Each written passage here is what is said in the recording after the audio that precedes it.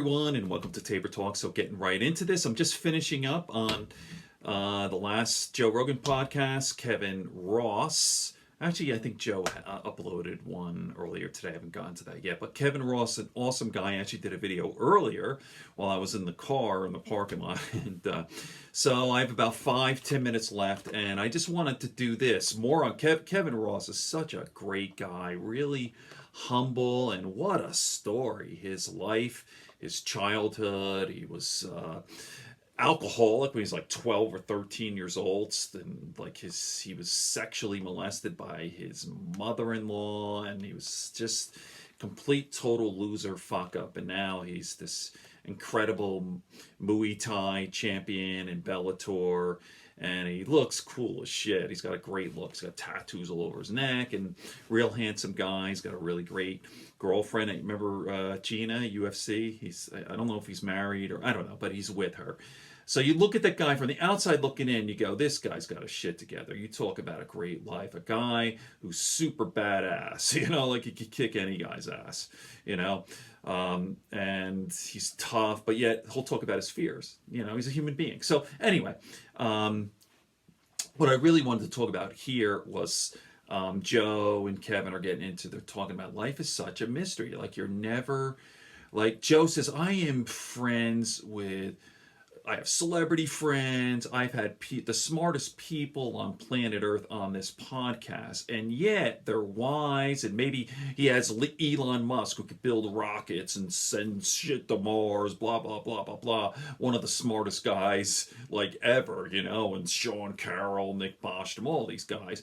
But yet, ultimately, they're trying to figure shit out too. They don't know what the fuck this is, right? So we're all in this together, and nobody really knows the big questions. The real big questions, like who are we? Why are we here? Is there a God? All this stuff.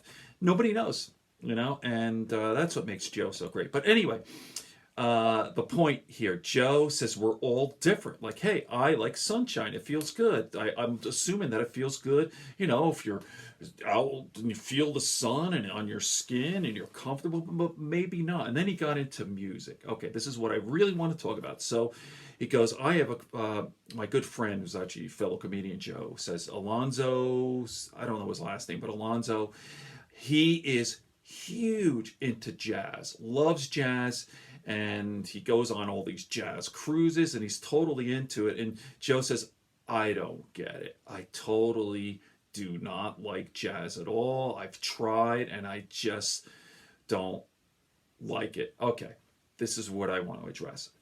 So I know what Joe's saying. So me personally, I like jazz. Not all of it, but much of it. I didn't used to like it though. Before I started, I've been playing guitar for since I was a teenager.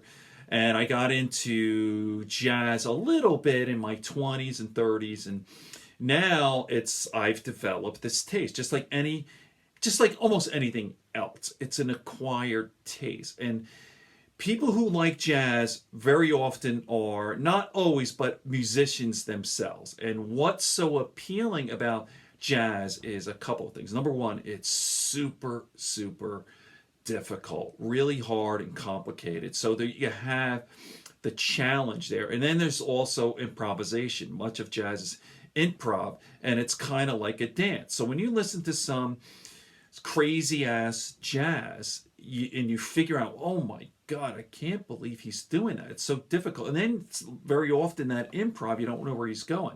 So someone who's a jazz aficionado is looking for those things, the things that the average person doesn't see or feel, right? So with many things in life, you like it because you understand it, right? You understand sort of, and you can appreciate the craft. Okay, on that note, good friends, good books, and a sleepy conscience, peace, love, and understanding here on Tabor Talk.